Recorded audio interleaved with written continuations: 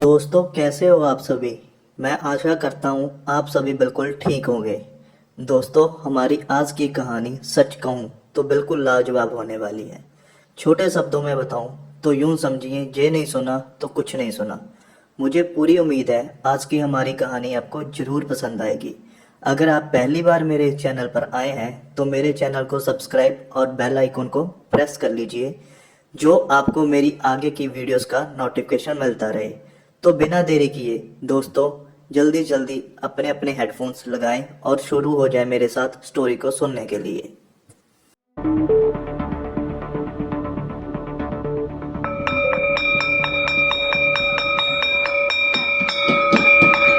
School की घंटी बज चुकी थी और छुट्टी हो गई थी।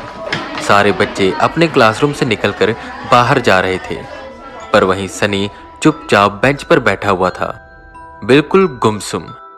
सनी यूपी गोरखपुर का रहने वाला था और वहीं के डीएसआर स्कूल में 6th क्लास में पढ़ता था। सारे बच्चे चले गए थे सिवाय सनी के। वो अभी भी बैठा बस क्लासरूम के दरवाजे की ओर देख रहा था और डर रहा था, ऐसे जैसे मानो वहां कोई खड़ा हो। उतनी देर में पियोन अंकल आए उस क्लासरूम का दरवाजा बंद करने। उन्होंने सनी को देखा और कहा, बच्चे, अब तक तुम अपने घर क्यों नहीं गए? छुट्टी हो चुकी है, चलो जाओ घर। इतना सुन सनी एकदम से उठा और यहां वहां देखते हुए बड़ी तेजी से क्लासरूम से बाहर निकला।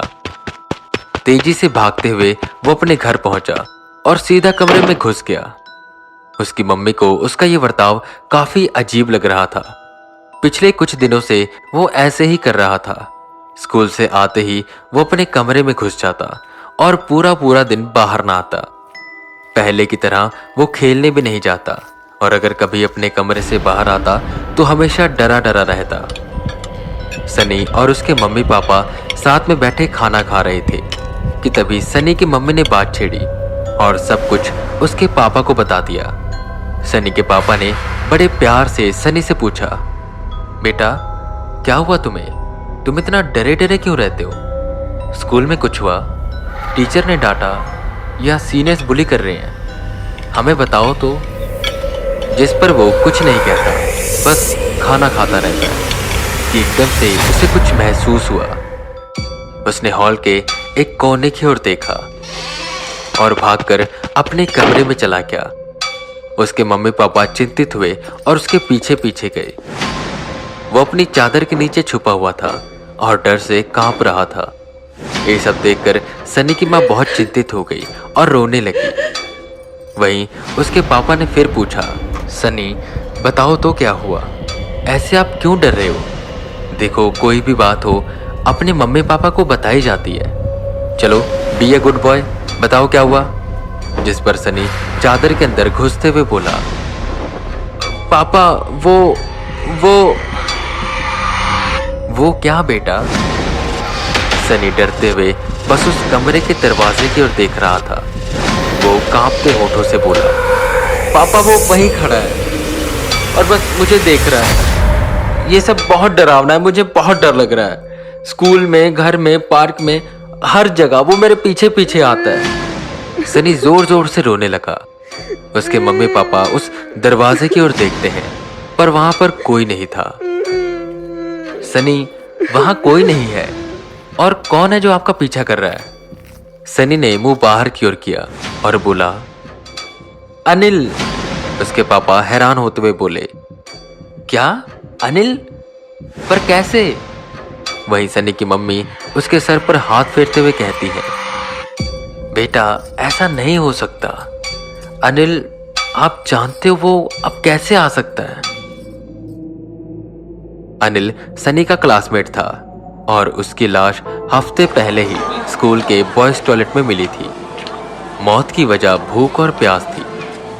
किसी ने उसे बाथरूम के अंदर बंद कर दिया था, पर किसने, ये अब तक किसी को पता नहीं चला था। पुलिस अपनी जांच पड़ताल में लगी हुई थी, पर उन्हें कोई सुराग नहीं मिल रहा था। अनिल पढ़ाई लिखाई में बहुत तेज था, पर शाई था और हर बात पर डरता रहता था।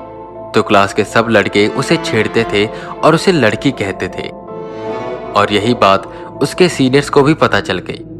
तो वो भी उसे छेड़ने लगे, उसे बुली करने लगे। आते जाते उसका मजाक उड़ाना, उसकी किताबें फेंकना।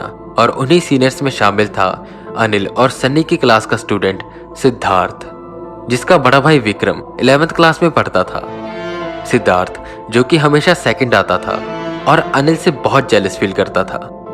बचपन से ही हमेशा वो सेकंड आता रहा और अनिल फर्स्ट, जिससे उसे घर से भी डांट पड़ती क्योंकि उसके भाई बहन हमेशा फर्स्ट आते थे। बस एक सिद्धार्थ ही था जो सेकंड आता था और उसकी मम्मी उसी स्कूल में टीचर भी थी, जिससे सिद्धार्थ पर इस बात का प्रेशर और भी ज्यादा बढ़ जाता था।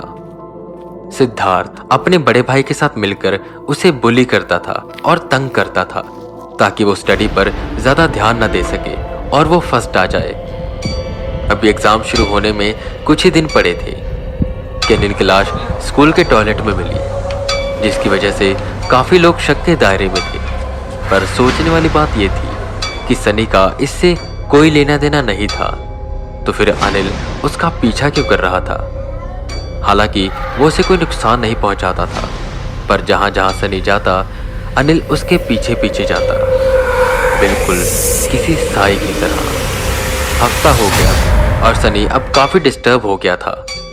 अपने घर में बैठे कभी कभी सनी एक दिशा की ओर देखता रहता और चिल्लाते हुए उस दिशा की ओर सामान फेंकता।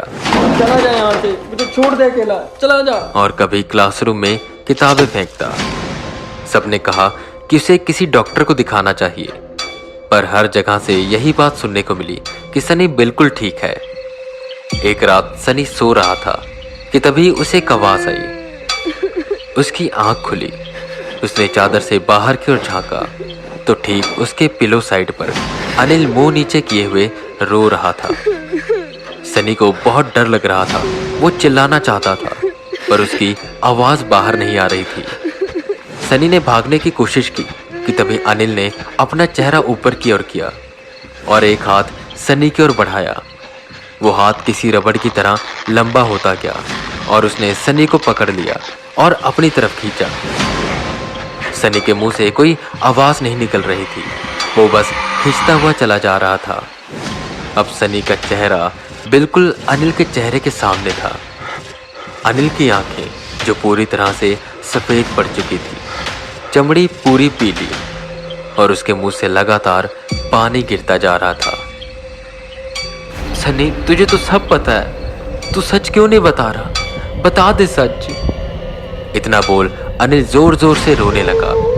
सनी खुद को छुड़ाने की कोशिश कर रहा था कि तभी अनिल ने दूसरा हाथ उठाया और सनी का गला दबाने लगा। सच बता दे, सच बता दे, सच बता दे, वरना मैं तुझे मार दूंगा। अनिल जोर जोर से चिल्लाने लगा।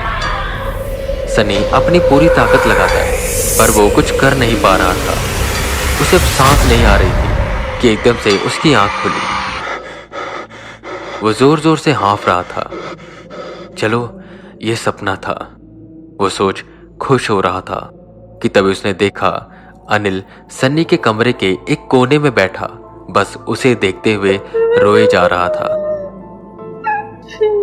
एक पल तो सनी को उस पर बहुत तरस आया, पर खुद वो बहुत ज्यादा डरा हुआ था तो वो चुप करके सो गया।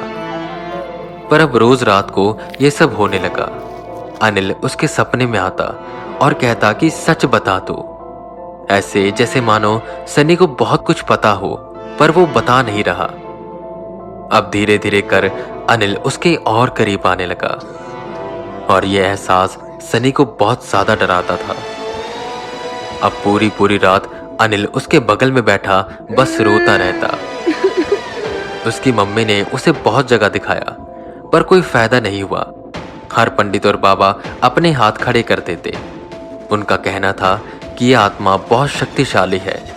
एक तो इसकी उम्र बहुत कम थी और दूसरा इसकी मौत बहुत दर्दनाक तरह से हुई है। सनी के मम्मी पापा कुछ समझ नहीं पा रहे थे। वो अपनी तरफ से पूरी कोशिश कर रहे थे और वहीं अनिल अब सनी को नुकसान पहुंचाने की कोशिश करने लगा था।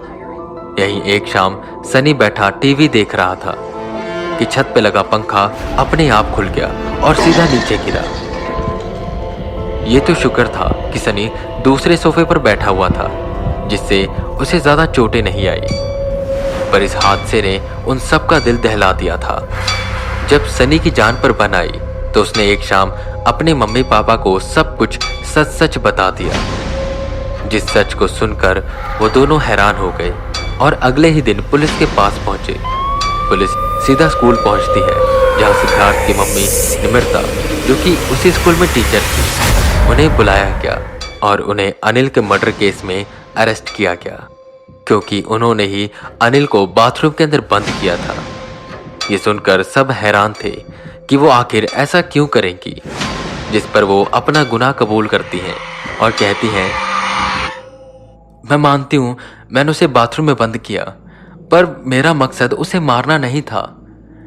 मेरा बेटा सिद्धार्थ दिन रात मेहनत करता था, पूरी पूरी रात पढ़ता था, बस फर्स्ट आने के लिए, पर हमेशा वो अनिल फर्स्ट आ जाता था। मैं मेरे बेटे की परेशानी को देख नहीं पा रही थी, तो मैंने ये प्लान बनाया कि मैं अनिल को स्टडी से थोड़ा दूर करूंगी, उसे कामों में बिजी रखूंगी ताकि वो स्टडी कर ना पाए और मेरा बेटा फर्स्ट आ जाए। और इसीलिए मैंने उसे एक दिन कुछ अलग असाइनमेंट का काम दे दिया और दूसरे दिन कोई और काम। ऐसे ही कर मैं उसे स्टडी से दूर करने लगी। एक दिन बच्चों की एक्स्ट्रा क्लासेस थी। अनिल मेरे पास आया कुछ नोट्स लेने। मैं नहीं चाहती थी कि वो उन एक्स्ट्रा क्लासेस को लगाए। मैं नोट्स निकाल ही रही थी कि उतनी देर में वो बाथरूम गया। मुझे लगा यही सही मौका है, मैं उसे बाथरूम में बंद कर देती हूँ। जब वो क्लासेस ओवर हो जाएंगी तब मैं दरवाज़ा खोल दूंगी और कहूँगी कि शायद पियोन ने गलती से बंद कर दिया होगा। और मैंने ठीक ऐसा ही किया। जैसे वो बाथरूम में गया मैंने बाहर से कुंडी लगा दी। पर उसके बाद ऑफिस के कामों में मैं इतनी बिजी हो गई, काम करते करते शाम हो गई और मुझे लेट हो गया, तो मैं अपने घर चली गई। उसके बाद 2 दिन की छुट्टी थी और पियोन भी छुट्टी पर था। स्कूल में कोई भी नहीं गया। जब तीसरे दिन स्कूल खुला और सुबह उसकी लाश मिली, तब मुझे एहसास हुआ कि मुझसे कितनी बड़ी भूल हो गई। मैं ये कैसे भूल गई कि मैंने उसे बाथरूम में बंद कर दिया था। मेरा मकसद उसे मारना नहीं था, बिल्कुल भी नहीं। वो जोर जोर से रोने लगी। वहीं सनी भी खड़ा था, जिसने ये सब होते हुए देख लिया था। हुआ यूं था, जब वो टॉयलेट के दरवाजे पर कुंडी लगा रही थी, तब सनी वहीं से गुजर रहा था और उसने उन्हें कुंडी लगाते हुए देख लिया था। पर उसे तब समझ नहीं आया कि वो ऐसा क्यों कर रही है। पर जब वहां अनिल की लाश मिली और ये पता चला कि किसी ने उसे बाथरूम में बंद कर दिया था, तब सनी को पता चला कि ये नर्मदा मैम का काम है। पर वो डर कर बता नहीं पा रहा था, क्योंकि वो एक टीचर थी और सनी एक स्टूडेंट। उसे लगा उसकी बात पर कोई भरोसा नहीं करेगा। पर आखिर में नम्रता को सजा मिली और अनिल को न्याय। इसके बाद कभी भी सनी को अनिल नहीं दिखाई दिया। कुछ वक्त के बाद सनी ने स्कूल चेंज कर दिया, पर ये यादें वो कभी भी नहीं भुला पाया और शायद भुला भी नहीं पाएगा। हर आत्मा पूरी नहीं होती, कई जबरदस्ती इस दुनिया में फंस जाती हैं और बस इंतजार करती हैं उसका जो उसे न्याय दिलाएगा और उसे मुक्त करेगा।